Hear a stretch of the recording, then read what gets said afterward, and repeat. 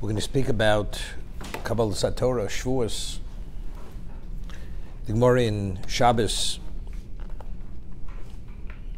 speaks about the actual Sinai event. The Torah tells us, "Vayisyatzvu betachta sohor." So it could be interpreted one of two ways. They stood at the foot of the mountain, or they stood under the mountain. So the Maharsha, in his commentary in the back, explains, if it would mean they stood at the foot of the mountain, it would say Vayisyatzvu tacha sohor, or tachti sohor. The bays is superfluous.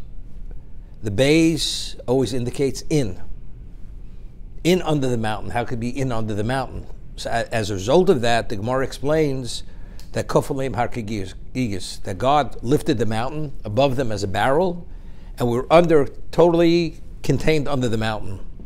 Omer Avdimi Bar Choma Bar Chaso Melamed Shekov LaKodesh Baruch Hu Aleim Sahar Kigigis, that He lifted the mountain above us like a gigas, like a barrel.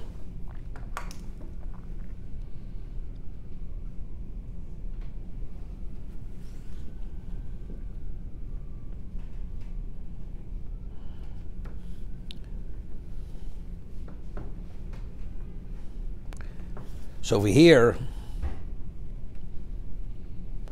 the Gemara is going to explain in a moment what did HaKadosh Baruch Hu say to them. Omar lehem im atem mekabel matorah mutav v'im lav shom teik furaschem. He's speaking to us directly. He put the mountain over our heads. He says, if you accept the Torah, it will be good. And if not, shom teik furaschem. You're going to be buried under the mountain. So the Maharsha explains, when a person's in the grave is subterranean. It's interment. So you're enclosed by the walls of the grave. The barrel has sides to it. So if the barrel comes down, it was like a barrel. So we're enclosed on all sides by the mountain. Totally not just covered, but enclosed. Sham teik furaschem, it'll become your grave like a kever. Mershiva Zechrein V'rocha used to say, the Gemara says in Shabbos, a later parak, they called him Misatzel, Besvedo Shel Chocham, Roy Lekovro B'chayov, that a person who's lackadaisical when it comes to eulogizing a Chocham, he deserves to be buried alive. So he asked, what is the Midah Keneged Midah? What's the measure of measure? In the Gemara, the Talmud cites a pasuk that when Yoshua ben Nun, who was Moshe's successor, passed away, the Zekanim did not eulogize him properly. Of course, they eulogized him, but it wasn't an appropriate eulogy based on who Yoshua was. And the Gemara cites a pasuk, a verse, that it says the mountain moved over and was going to bury them, was going to crush them. So from there we learn that if a person doesn't say an appropriate hesped eulogy, Roy Lekov B'chayv, he deserves to be buried alive. So he says, what exactly is it all about? There's a question over here, which Tosas asks, on this Gemara, God put the mountain over our heads and gave us an ultimatum. If you accept the Torah, you'll be buried. That will be a burial location. But we already said Nasa v'nishma. So if we already said Nasa v'nishma, we accept it unequivocally. And God responds by saying, Mi gilo rozel labonai, who revealed the secret to my children to speak as angels speak. So why do you have to give us this ultimatum? So Tosas answers that when we saw the fires at Sinai, which caused us to expire, and that God had to restore our lives, the Jews had second thoughts, and we wanted to retract from the original acceptance. Hashem put the mountain over it and says, no, you're not retracting. If you retract, you're going to be buried under the mountain. That's Tosas' answer. The Midrash Tanchuma answers differently. The Midrash Tanchuma answers that when we said Nasa v'nishma, this was on Torah Shebechsav. That was on the written law. Torah Sheba'al Peh, the oral law, which one has to dedicate his life to, and literally and deny himself all the comforts and pleasures of life, we weren't so eager. That was Kofim Harkagigas. That God put the mountain over our heads for the Torah Sheba'al Peh, for the oral law. Now, what is the basis for the transmission of Torah Sheba'al Peh? That's Rav Letalmid. Moshe Kibbutz the Torah Misina and Masor Yeshua. That's the transmission. So you need a Rebbe to transmit the Torah to the next generation. What will determine the accuracy of the transmission? The degree that you esteem and revere the Rebbe. So if you don't revere the Rebbe sufficiently, what happens? The Torah, the oral law is not going to be, the tradition is not going to be transmitted accurately and sufficiently.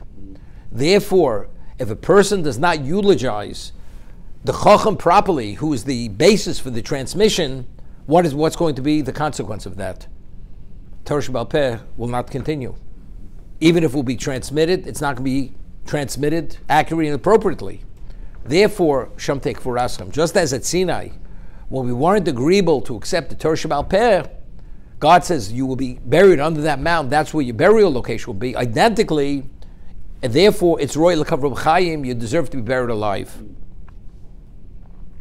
Rabbaran Zechat Tzarek V'Rocha, Rabbaran Kotler, writes, the Gemara tells us that during this 33-day period, what we call Sfira, Rabbi Akiva, who was the greatest of the Tanoic period, he had 24,000 students, Talmidim. They were exceptional. And within 33 days, they all passed away. Why? So the Gemara says, because Lo Nogu Koved Zeh B'Zeh. They did not accord one another proper respect. So of course, it doesn't mean as we understand it. It means there was certain subtleties where they didn't offer sufficient respect based on who they were to one another. Therefore, that's the reason why they died during this 30-day period. So I always explain Rav Moshe Feinstein, Zeich Tzarech Levrocha, who was the Posek Ador, he was the decider of the generation. And you have somebody else who's a great Talmud Chacham, great Torah scholar. You accord them the same level of honor. It's not appropriate. Based on who a person is, he has to be accorded honor according to his standard or his status of Torah. Person's a Godel Ador, he's leading Torah sage of the generation. He's just not an ordinary Torah scholar. He has to be. There were nuances of difference from one to another. Of course, they all treated each other with respect, but those fine differences did not make a difference to them. That's the inappropriate relationship they had with one another. That's Lo Nogu Koved Zeh B'Zeh. They didn't treat each other with the proper level of respect. Now, so that's the way I understood it. So Rabbaran writes that who were going to be the Bali Mesorah? Reb Kiva was one of the people who transmitted the Torah accurately. Reb Kiva was one of the greatest minds among the Tanakh period. The Gemara identifies him as Oka Horim V'Tochen Zeh B'Zeh. He would uproot mountains and he would grind them together. That was the acuity of his mind. So as Talmidim, to be able to discern and understand accurately to the smallest detail, you need a level of what? Of tremendous humility. To be able to transmit it accurately, it's not what I said, what you said. Each person has to be fully cognizant of what the other one says, and they have to be totally united and a cohesive group to be able to maintain that responsibility. But if they don't give one another that sufficient respect, although it's in nuances, how will it manifest itself? The Masorah will not be transmitted properly. As a result of that, but if they're alive because of the dimension of greatness, they are the ones, the carriers of the tradition. But what happens? The tradition is not going to be transmitted accurately. So better, they should perish during this very short period of time, that they should not be the transmitters, and Reb Kiva should pick 5 new students and establish them as the transmitters of the Torah to guarantee the perpetuation and eternity of the Torah itself. So we see it's all based on reverence. To what degree do you have to revere a Torah sage to be able to understand it accurately and sufficiently to pass it on?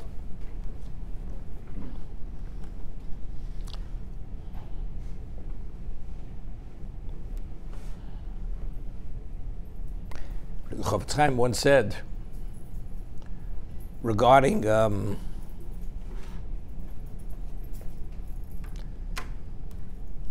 Elchanan Wasserman, who was the Chofetz Chaim's closest student, Talmud, it was known there was a certain group of people in Poland that had photographic memories. And they knew Shas by heart, but they had photographic memories. Rebbe Chana Wasserman, Zeichet Tzarech Livrocha, Hashem Yinokim Domo, did not have a photographic memory. But he explained it, but he knew Shas word for word. Whatever he studied was imprinted and blazoned in his mind. He retained it all. Why? So he would say, or this is my example, I'll tell you what he said, that if a person, let's say, once in his life, he went to see the Swiss Alps, and he has an average memory, but the experience was one of a kind in his life. It was once in a lifetime experience. When he saw the Swiss Alps, he will remember that experience vividly, accurately for the rest of his life. But how do you remember it so accurately? Because it was one of a kind of experience. So if a person would experience every experience in Torah as a unique and one of a kind of experience, that's the degree that you esteem and revere and value that moment. So every moment is that, it's only one moment of that level of moment. That's the reason why Rebbe Chavetz Chaim and Rebbe Chanan, he was able to retain the Torah, although he didn't have the photographic memory. It was his avos Torah, his love for the Torah, his reverence for the Torah. So what determines the accuracy of Torah? If you revere it and you see it so special, person, as we find that the Torah is compared to diamonds. Yikorev mi betinim. It's even more valuable than precious stones, than diamonds. A diamond, based on its clarity, the flawless, based on its color, based on its weight, if it's off, every little detail goes into the value of the diamond. So if you're not really, you don't have the evaluation ability to evaluate it properly, you could be off and take a tremendous financial loss. So somebody would say, don't you realize you're looking at a diamond? It's something which has unlimited worth. The loss that you take because you're not focused properly. And here Shlomo says, Torah is even more precious than diamonds. Person sits and studies, and he starts daydreaming. His mind is off somewhere else. What are you engaging in? HaKadosh Baruch Hu says, the Navi says, that if not for my Torah being in effect continuously, the world couldn't exist. So what's fueling, what energizes and continuously causes the world to go forth? And the more it's infused with the holiness of Torah, qualitatively, in every sense of the word, it ascends and soars. And we're greater beneficiaries. So how do you not?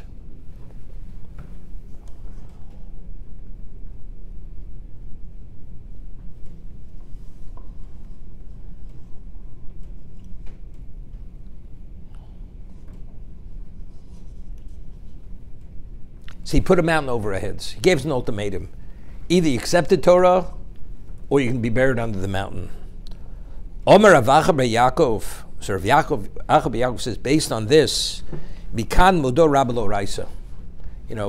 Every year before Shana we have a custom. We do Hatoras Nedarim. It's called nullification of the vows. 3 people sit down like a panel. Person makes a declaration of their presence, and they nullify the vows. And after one finishes nullifying the vows, we make a disclaimer that any future vow, oath, or binding statement we're saying up front should be null and void. It should never take on any restrictive type of level. That's what we say. That's called a disclaimer. So Rav Acha Bar Yaakov says we have a disclaimer. If God forced us to accept the Torah and we should fail, we could say, something, it was forced upon us. So that will minimize our level of culpability. We can't, not that culpable because we were forced into it. Did we embrace it? Did we agree? We didn't accept it willingly. It wasn't full agreement, in full agreement. Omar Rava Aval Pikain. Rava says, but nevertheless, Hodr Kiblu B'Mei Achashverosh. But at the time of Purim, there was a reaffirmation of what we accepted at Sinai. Dechsiv Kimu v'Kiblu HaYehudim. We read in the Megillah, Kimu, they fulfilled and they accepted upon themselves, kimu mashe kivlu kvar, that although the original giving of Torah was under duress, was under coercion, at the time of Purim, it was Kabbalah mi'avo. It was a reaffirmation out of love. So therefore we have today, the disclaimer doesn't stand any longer. So I asked the question, seemingly it's difficult. Person applies for a job, a position pays $1 million a year salary, plus benefits, plus bonus. So the employer says, I'm offering a very handsome wage, with benefits, with retirement. But you realize, for the next 10 years, you have to be committed to the position, 24 hours a day you're on call, you must spend 12 hours a day in the office, and so on and so forth. So the person who applies for the position says, something, you're really making it difficult for me. You mean you want me to be dedicated for 10 years of my life to give for that kind of wage and all the incentives? He says, look, you want the position, that's what you have to agree to be that, to make that level of commitment. If not, turn it down. He says, but it's so tempting, how could I not turn it down? But if you want it, that's what you have to do. He says, but you're forcing me to take it. I'm not forcing you to take it. You don't have to take the position. Now that he takes it, and now he's fired because he didn't live up to it, does he deserve to be dismissed? Of course he deserves to be dismissed. You agreed to take it. Now, why did God create existence? God says, look, this enterprise came into being for one purpose. There should be a Jewish people and they should live within the context of Torah. That's the only reason why I created this existence. If not for that, it has no value. I'm not interested in it. I will pull the plug on this existence. I will cease willing it. So God comes to Sinai. God says, look, we're coming to the end of the road. We have to make a decision. Do we go forward or we end it? You accept the Torah, then there's what to talk about. If not, then what? Then fine. Then we're going to end it. But you make it so difficult. Because we would like to continue, not based on it's like a company is good money after bad money. Employee says, but you've closed down the company, we're out of positions. He says, what do you think I'm running the company? To pay you salaries? I'm running the company to make profits. So if it's good money after bad money, of course I'm not going to run the company. Hashem says, God says, I'm only maintaining this world, that there should be a Torah, and there should be a Jewish people living within the context of that Torah. And we say, yes, we accept, because we prefer that rather than being buried. So what kind of disclaimer is this? So if we fail, we have an excuse, we say, it was under coercion. What kind of coercion is this? You want God to continue underwriting the enterprise? So fine, and you agreed. So why is that a disclaimer? Why does that somehow minimize the level of liability for Klal Yisrael until Purim? Why should it? We should be fully culpable. How do we understand it? So I think what we have to say is, if it's a question of the equivalent example I gave you, giving you the job and not giving you a job, giving you the position or not, there you accept it, you're fully committed, and whatever liability there is, it's upon the person who accepted it. When a person's alive, you bring a person into existence, he's alive, and it's a question of life or death, and the choice you give me is either living or dying, even though that was originally your interest, but factually you brought me into existence. To agree because I want to live, even though that's your purpose, that's already too much for a person to accept. Because I'm giving my life. I'm giving up my life. You understand? That's called under duress. To take a job, not take a job, that's not under duress. So you work it out some other way. So you'll live on scraps of bread for the rest of your life. Here it's a question, I'm alive, you're going to end my life. It's like you put a gun to my head. Either you do what I want, I will kill you. Person says, okay, I agree. Is that called under coercion? Of course, because otherwise I'd have to give my life. I'll forfeit my life. But you agreed. What do you mean I agreed? I agreed because I wanted to continue living. It's the same thing over here. I agreed because factually I'm alive. I don't want to end my life. A person being put in that position, that's called duress. That's coercion. So it's not really comparable to accepting the position or not making the grade or not making the grade on the position. We read in Pirkei Avos, Bal korchach ato nolad, Bal korchach ato chai, Bal korchach ato mes. When we come to existence, do we have a choice? We have no choice. And when we live, do we have a choice to live? We have no choice. God wills we should live. And when it's time to die, you have no choice. It's checkout time, it's check out. That's it. You have no choice. Literally, you have no choice. When God gives you life, what do you mean? A person, God forbid, could commit suicide, right? But that's not a choice, because a person's not supposed to take his life. So you put me in a predicament where I have no choice but to deal with all the issues of life. That's called Bal Korchach. That's against your will. Against your will, whether you like it or not, you're going to toe the line. That's called coercion. Comes to Purim, Kimu v'Kiblu.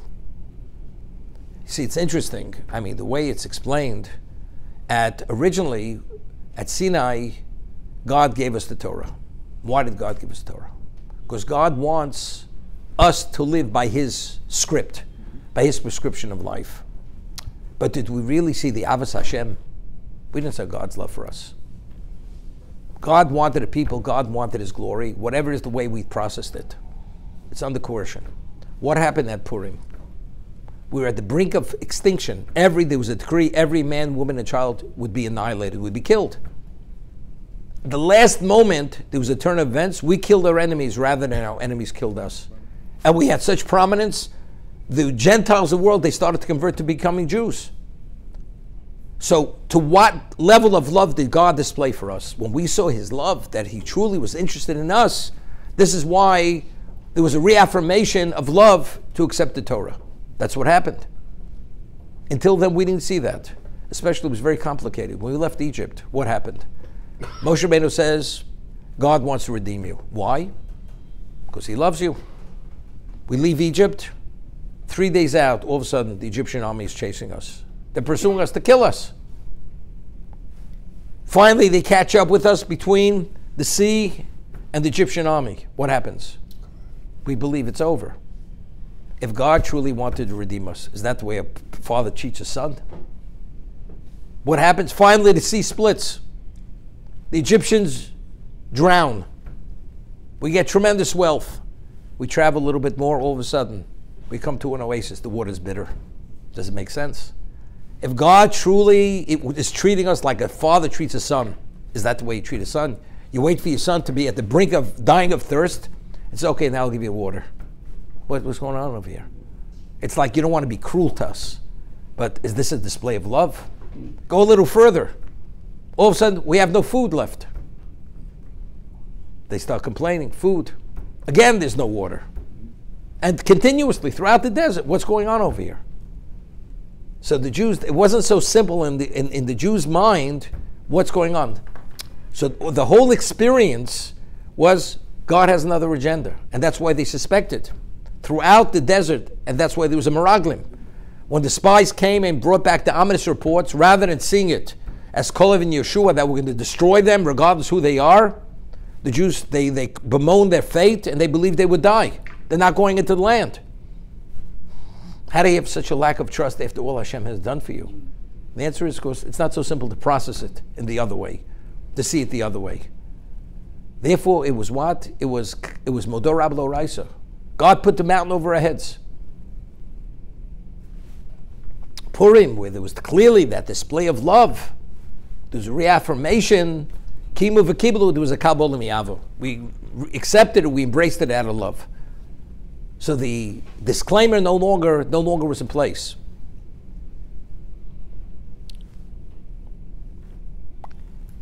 The Gemara continues. Omer Chizkiyo, Mai dichsiv mishamai mishmato din. From heaven you made known judgment. Eretz yoro v'shaketo. The land was fearful and then became tranquil. It was fearful, became tranquil.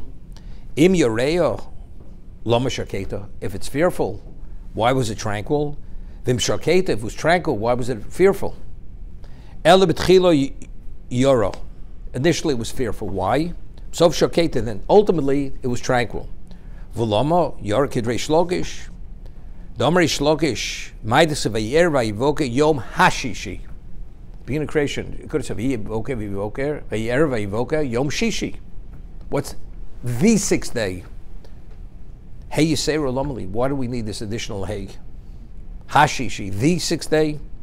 Mlamed Shishna Kodesh Baruch Hu Imasabration. There was a precondition in creation. V'amalem, and he said to creation, Im Yisrael Makablu Na Torah Atem Miskaimim. If the Jews accept the Torah at Sinai and so many years into the future, the world continues. You're going to exist. Vim lav, and if not, ani machzeh eschem tovu. I will revert back to pre-existence. So the world was frightened. But when we said Nasa v'nishma, it became tranquil. So it was fearful, then it became tranquil. Dorash Rab Simoy, b'shoshik dimu Yisrael Nasa l'nishma. When the Jews had said, we will do and we will hear, bo shishim ribo shamalchei hashoes, kol echad ve'echum Yisrael. 600,000 angels came to every Jew, koshelo shnei ksorim, and tied two crowns on each of their heads. Echad keneged naseh, ve'echad keneged nishma. One corresponds to naseh, and the other one nishma. Okay? We said naseh v'nishma.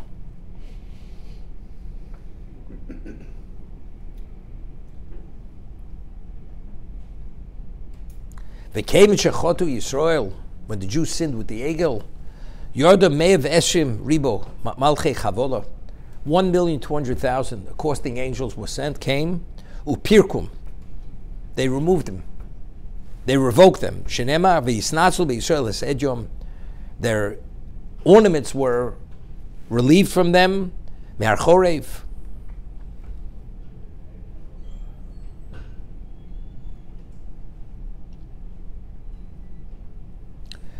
Omer Abloza b'shosh hekdimu Yisrael naseh l'nishma.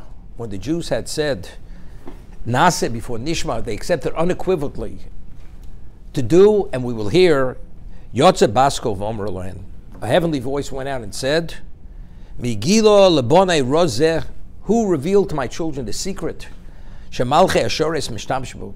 They spoke like angels. Dichsiv, Baruch Hashem alochav. The angels blessed God, Giborei koach, who have enormous strength.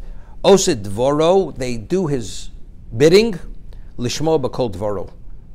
Bereisha oseg, they're ready to do, not being aware to what extent they have to do. Voda lishmo, then they said, now we'll hear. Just give the order, we're ready to do. Now, how did we reach a level?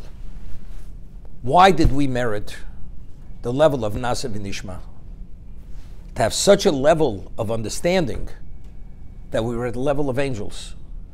We'll see in a moment, there was a heretic who said to one of the Amoroim, you people, you're impulsive people. I mean, how do you commit yourself to something before you know the extent of the commitment? We said, Nasa, we accept unequivocally, but maybe it's going to be too difficult for you. Maybe you're going to be giving away too much. But we said, Nasa. But evidently, so the Gemara is going to answer, because we have trust.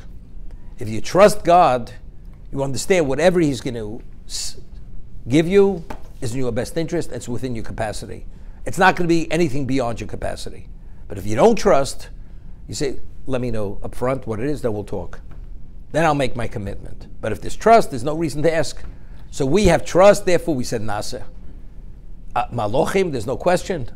A Maloch sees things clearly, understands who God is. You have that implicit trust. A human being, where I always feel, maybe I'm giving away too much. Maybe it's infringing on my freedom, whatever it is. So I may say, I want to hear what it is. But because we had such trust in Hashem, that it's in our best interest, therefore there's no reason to ask, what is it? Nasa v'nishma. Okay? But why were we able to achieve that level of trust, of that understanding, to say Nasa, which the nations of the world weren't able to? Nations of the world were offered the Torah. Hashem yisinei bo v'zorch miseir v'osmehar poron. God came from Poron, where the Arabs were, the descendants of Yishmael, from the Edom. He offered the Torah to every nation of the world. And every nation, before, when God offered to them, said to them, do you want my Torah? They said, not a problem, just tell us what it's about. So he says to the Edomites, It says in my Torah, lo tirtzach. You're not permitted to commit murder. He says, we can't accept it. Because we have a blessing from our forefather, al char b'chotichia. We live by the sword. Another one said, it says, you're not permitted to have promiscuous, licentious relationships, adultery, incest. It says, it's too difficult. It says, lo sinaf, we can't accept it. Doesn't fit into our lifestyle. And each one rejected it for his own reason. Let's say Hashem would have said to Esav, it says, he says, that's exactly my kind of Torah. So on whose terms did he accept the Torah? On God's terms, on his own terms? That's his own terms. When we said Nasav and Nishma, we say it's around whatever it is. What you want, whatever your will is, we're committed to that will. So even if they would have accepted it, it would have been the same as accepting God's will. It's only because it meets your lifestyle, it meets your standard and your liking. With us, total negation, total submission, whatever you want, we accept. What is that based upon? Trust. We trust you. That's the answer. But why did we have that level of trust and the nations of the world did not have it? So you'd say maybe because we're from Avraham, Yitzchak, Yaakov, we descend from the Avos HaKadoshim, which they don't. They come from wherever they come from bad people.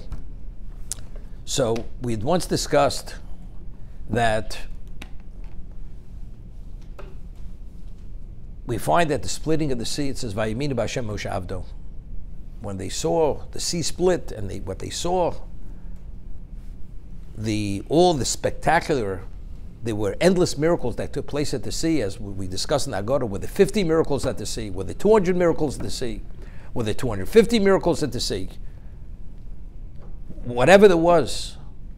Now, how did that experience, how did that impact on us? So the Gemara says, Chazal say, they said, Zeh kelim anveyu. So Rashi and Chumash cites the Chazal, the Medrash. God's presence was so palpable, they were able to point with the finger, that's God. Zeh kelim anveyu. That's my God, I will extol him. So on that pasuk, on that verse, Rashi brings the Midrash, Chazal, what the lowly maidservant, what she saw at the sea, Yechezkel, the great prophet, did not see. So we asked, what did she see that Yechezkel did not see? Yechezkel was the greatest of prophets. What did she see? So what she saw was, Malchuscha ruvanecha, b'kei yom lefnei Moshe. We said every night in Birchas Kriyashma, Malchuscha ruvanecha, your kingship, your children saw. And when did that happen? Bokeyam lefnei Moshe. When the sea split before Moshe. And what did they say when they saw Malchuscha? They said, Zekelu anu v'omru. They said, Zekelu. And after they said Zekelu, what did they say? Hashem yimloch l'olam v'ed. God should reign forever. So what did we see at the splitting of the sea? We saw Malchus Shamayim. We saw God's kingship. Yechezkel never saw God's kingship. God communicated with him, but God's magnificent kingship, that he's the king, that they didn't see. Now, we discussed many times, Rosh Hashanah is Yom Adin, Day of Judgment. Day of Judgment, we speak about L'chaim, or God forbid, Lamovis. You come before the judge and you plead your case like there's no day left in your life. And yet, what do we speak about on Rosh Hashanah? God's glory. We don't even talk about ourselves. Whoever heard of such a thing? Here, our life stands in the balance. Death and worse than death. And all we talk about is God's glory. The world should come to the recognition of who you are. All evil should be expunged from existence. Death should be purged from existence. All nations should serve you in unison, so on and so forth. They should sing your praises. This. But what about us? How do we not plead our own case? It's a day of judgment. There's tremendous prosecution. It's a day of judgment. Satan prosecutes like nobody prosecutes. And he's coming with all kinds of claims against us. So Hashem says to Satan, I think there's something wrong with you. My children, they're not even concerned about themselves. It's as much as they failed, but what's first and foremost? My glory. All they're praying is that my glory should not be tainted. should not be in any way disgraced. Is there such a people in this world? That's part of the silencing of Satan. Only God's glory matters. A person who's a true subject of a king, what's first and foremost and only has value? The glory of the king. Person goes to battle. For what? To fight for the glory of his king. He gives his life. What about his family? And we're not even talking about to defend the king, even for land acquisition. You want to expand this kingdom. You're proud to give your life for the king, because that's called that's a dedicated subject. The subject is dedicated to his king, but a person can only be that dedicated if he reveres the king. If you have a sense of who the king is, and he is that special person, and it's your privilege to serve him, giving your life, you don't see yourself giving, you see you're taking. I always give the example. Person goes to a person who has the ability to lend money. He says, I'd like to borrow $10,000. Person says, I'm not a bank. You want to borrow money? Go to a bank. What are you coming to me to borrow money? He says, but I'm good for the money. I have the assets. He says, it doesn't make a difference. You want money? Go to the bank.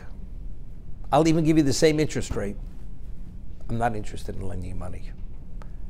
Rockefeller comes over, he says, I'd like to borrow $50,000. Be my pleasure, Mr. Rockefeller, to lend you $50,000. The other person is good for the money, guarantees, same interest payment. I'm not a bank. Comes to Rockefeller, he's more than happy to lend Rockefeller the money. Why is he more than happy to lend Rockefeller? Because when he's lending Rockefeller the money, he don't see Rockefeller taking from him. Rockefeller's doing him a favor. He could pride himself that he lent Rockefeller the money. So Rockefeller did for him, he's not doing for Rockefeller. The other person, who are you? You're an ordinary person. So you can guarantee the loan. Why should I give you anything? I'm doing for you, you're not doing for me. Why give me a guarantee you're doing for me? A person who reveres his king, even if he has to give his life, the giving doesn't mean anything. Because what do I get when I give my life for the one I revere, who I feel it's worth living for? That's the ultimate privilege. So when we saw Malchus Moshe, we saw God's kingship, the creator of the world. We see his kingship, and we extol him. We have an understanding of him like nobody has an understanding of him. You become that dedicated subject. He says, I'm offering my Torah. Not a problem. Whatever you ask, we're here to do. So the Nasa v'Nishma, the unequivocal acceptance, is a direct outgrowth of the Zekei Levan Veyu. Because we witness this kingship. As the person's willing to die and give it all away for the king, because he has an appreciation of the king, we have an appreciation of God because of what happened in the time of the splitting of the sea. Therefore, we didn't ask, what's it all about? You offer, we embrace it. Nase v'nishma. Now let's talk about the nations of the world. We say in the Ozi Yoshir, Nivelo alufi Edom. Yozomo Rod. The princes of Edom, they were overwhelmed with trembling. They were frightened. What were they frightened about? When they heard that the Egyptian armies were destroyed in the sea, and whatever else happened, Egypt was decimated. They were trembling. Out of what? Out of fear. You understand? If we start with the Jews, God will do to us what he did to the Egyptians. That's fear. When a person serves out of fear. So why am I agreeable to commit myself? Because it's not worthwhile not to, because the loss will be greater than the gain, or there won't be a gain. But what about the moment the fear is somehow minimized or alleviated? I'll do what I want. If it's due to me recognizing who you are, it has nothing to do with fear. It's not a cost factor. It's a privilege. I'm gaining rather than giving. But if it's fear, I'm always giving. But it's not worthwhile not to give, because if I don't give, the consequence will be much more serious than withholding. So the nations of the world after Kriyas Yam Suf, what was the perception of God? he's someone you don't start in with. You don't do his will, the consequences could be so dire that you may not exist. Here he took the greatest civilization and destroyed them. So what will he do to us? Destroy us. Okay? Now, let's talk. What happens after Kriyas Yam Suf? A wandering nomad tribe attacks us, called Amalek. And Chazal equated to an unstable person jumping into a scalding bath. The whole world trembled from the Jews. Amalek attacked us. They got burnt. But even though he got burnt, he cooled the bath off for everybody else. People not afraid to approach the hot bath any longer. Until now, they wouldn't dare not do the will of God. Because if you know God could break every bone in your body, and worse, you better toe the line as he tells you to toe the line. But what happens, you see, this nomad tribe attacked the Jews, and they continued. So you see? So the fear now has been minimized. It's been minimized. Now God says, accept my Torah. Person puts a gun against somebody's temple. He says, your money or your life. You understand? You give your money if you want to live. And you know the man's going to pull the trigger. But let's say you know somebody in the past has said something, a certain word, which caused the person to rethink the consideration before he pulls the trigger. So the fear is not the same fear. You know, maybe you'll make a suggestion, rather than giving you money, maybe you'll offer something else. Of course, something happened in the past, and therefore, maybe it pays to negotiate. What Amalek did, they minimized the fear. So therefore, God says, accept my Torah. What's it all about? What do you have the audacity to ask what it's about? Because the basis why you would consider audacity is because it's not worthwhile to ask the question, understanding what the consequence could be. But now that I see the consequence may not be as dire, you know something? If I'm giving my life, whatever it may be, I better ask the question. And they asked it, and Hashem says, thou not shalt kill. He says, we can't. He says, fine, then you could go. So they thought they won. They thought somehow they extricated themselves. So what is the liability of Amalek for attacking us? If Amalek wouldn't have attacked us, the world would have accepted the Torah, not for the right reason. Not for the right reason. Out of fear. Not out of reverence as the Jews. This is Kabbalah Mi'avo or Kabbalah Yiras HaOnesh. Are you accepting it out of love or because you're afraid of the consequences? Qualitatively, it's a different world. But factually, they would have accepted the Torah. So why did the world, all the nations of the world, reject the Torah, and the world did not come to its level of perfection, where every world nation would have been fully committed? For different reasons. Because Amalek attacked us. So what does God say? So why is the world tottering? Why is all the desecration of God's name from then till the end of time? Why? Because the nations of the world did not accept the Torah. Now, if you trace the line, why did they not accept the Torah? Because Amalek attacked us. God says, my throne is not complete. It would have been complete. So why is it not complete?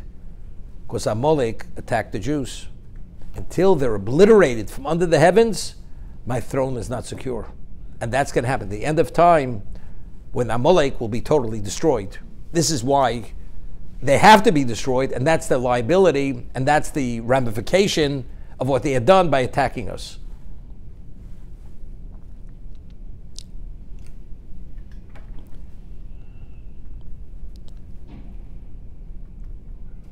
The basis, what I just said, the Gemara says that the Torah was offered to the nations of the world, and they rejected each for their own reason. However, the Yalkut says differently. The Medrash says differently. There's another version of what happened. God gives the Torah to us.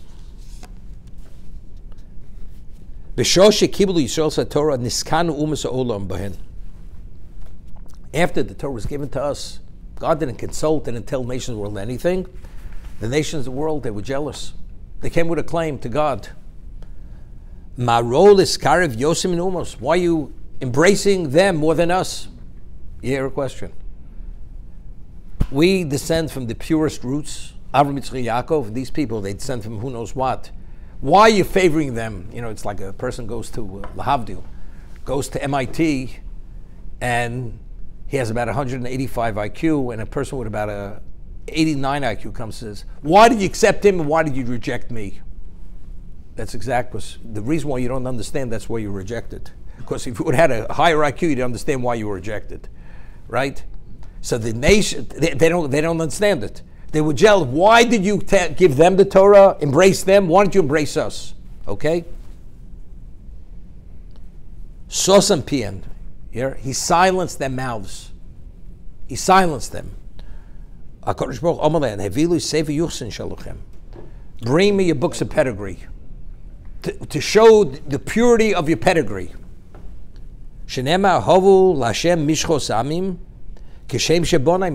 As my children, they bring their books of pedigree, that there's no adultery, they're not products of incest and adultery, you bring yours. As it says this week's reading, they prove their pedigree. Therefore, right after we speak, the Chumash Vayikra ends, Ela mitzvos v'chukim, it starts, Suas Rosh Bnei Yisrael. Why are they elevated? Why are they of levels of distinction? Because they're purebreds, because they have a pure pedigree. Ela mitzvos yatziva Hashem es Moshe el Bnei Yisrael b'Har Sinai, Akav v'yidaber Hashem midbar Sinai, Suas Rosh Chaldas Bnei Yisrael, Shlo zochu lito satorah, ela b'shvil hayuchsin shalem. The reason why we merited to take the Torah is because of our pedigree. That's the only reason why. Gano lachosikalo, achashan ositamosi. Shomo umos, when the nations of the world heard this, afein ischilu makalsin lohen, they began extolling the Jews. They were like shocked. Whoever heard of a person not being guilty of infidelity and incest and the worst? They began praising. It says, Ro vonos v'yashrua.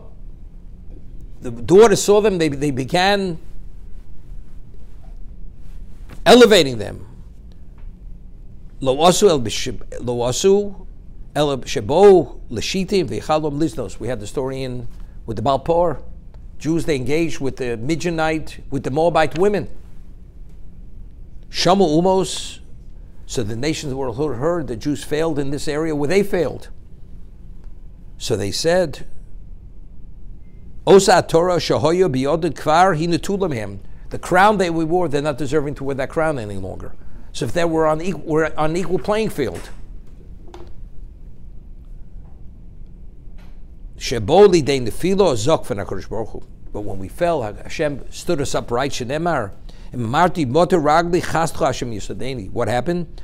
All the ones who actually committed the sin, transgressed, they died in a plague. 40,000 Jews died. So it was weeded out. The purity of the Jews remained intact. So it's we find, Chazal tell us, Bilam, as much as he tried to curse, to get Hashem to curse us, he wouldn't. So he says to Balak, Elokeim shalei lusonim zima. The God of the Jews, he cannot tolerate promiscuity, licentiousness. We have to really ensnare them that they should engage with the Moabite daughters, with the idolatry. And they succeeded. Because God cannot tolerate it. This is something which is, God will not, it doesn't go with Kedusha. If Torah is the binder that enmeshes us with God, Yisroel v'raisu kush baruch hu chadu, and a person is that, God will have nothing to do with you. So therefore, weed it out. You know, it's interesting. The Ramban says we find that during Bayis Sheni there were no miracles, open miracles, but there was one miracle that remained. If a woman was suspect of committing adultery, the sota process, where if the woman was guilty, she would drink the water with the dust of the floor of the sanctuary, and they would obliterate the rid of the sota, she would swell and burst and literally become dismembered. It was a miracle. So Ramban asks, if there were no revealed miracles, this was a real miracle. So he says to maintain the purity and the pedigree of Klal Yisrael, to weed out this level of impurity, God, even though we weren't worthy of that level of miracle, God left that miracle in place for that reason itself. Because this is a prerequisite to Torah itself. If you fail in this, God cannot tolerate. God will not tolerate it. It's the antithesis of what we call Kedusha. Rashi says, Kedoshim Tiyu. Kedoshim, what does it mean? You should be holy, separate, create fences from Arayos. Kedusha, we speak about the forbidden relationships. That's Kedusha. Removing yourself from that, that's Kedusha. Immersing, allowing yourself to be tainted with that, that's the antithesis of Kedusha. That's what it is. So because the nations of the world are products of incest and adultery and all that, God says you have no relevance to me. Just like to end with one thing. Mention it. We find that at Sinai, the Torah says the Jews camped at Sinai. They camped at the mountain.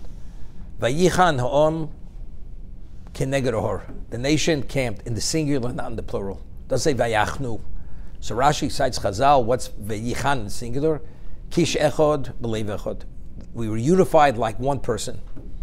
So if the Torah is telling us the level of unity we had with one another, evidently that piece of information is an important piece of information. Meaning that's a prerequisite to be taken as God's people. Why? So the understanding is because what is the basis for any relationship? Compatibility. You have to be compatible. What's the basis of compatibility? Commonality. So the stronger the commonality, the greater is the compatibility. So if Hashem is echod, as the Maral says, if you want to identify God, you can't identify him by his characteristics, because that's only the way he interacts with this world. Rachum, Chanun, Erchapayim, whatever it is, those attributes which he has. But one thing, there's no question, we could say he's one. Nothing exists outside of him, because God is infinite. So if we assume that profile of echod, then that's a commonality. That commonality allows for the compatibility. He's echod, we are echod. And as mentioned, the 13 tribes, numerically, echod is 13. So we're established this commonality. Therefore, the Torah has to tell us before we were qualified to receive the Torah, we had to have that level of cohesiveness among ourselves to be able to be taken as the Am Hashem. The mitzvah v'ahavta l'recha kamocha, you should love your fellows as you love yourself. This is also, it's the concept of echod. Love one another as yourself. That means there's no separations. It's not you and I, it's we. It's us. That's what it is. When the Ger came to Hillel, the non-Jew says, I want to convert to Judaism, but I wanted to convert a regalachas. Teach me one principle which encompasses the whole Torah. So he says, what you dislike, don't do to your fellow. The rest is commentary. What is that? That's v'afto recha kamocha. Once we create the profile of echod, that's the structure. You have to be one entity, and then we'll fill in the pieces. But that's the echod. And that's why the Torah tells us in advance to be qualified to receive the Torah. And why was Bayis Sheni Nechrav? Sinas Chinam. That was a fractionalization. Once it was fractionalized, the Beis Hamikdash was destroyed, and until we reunify and reunite, which is Avos Yisrael, it's not going to happen.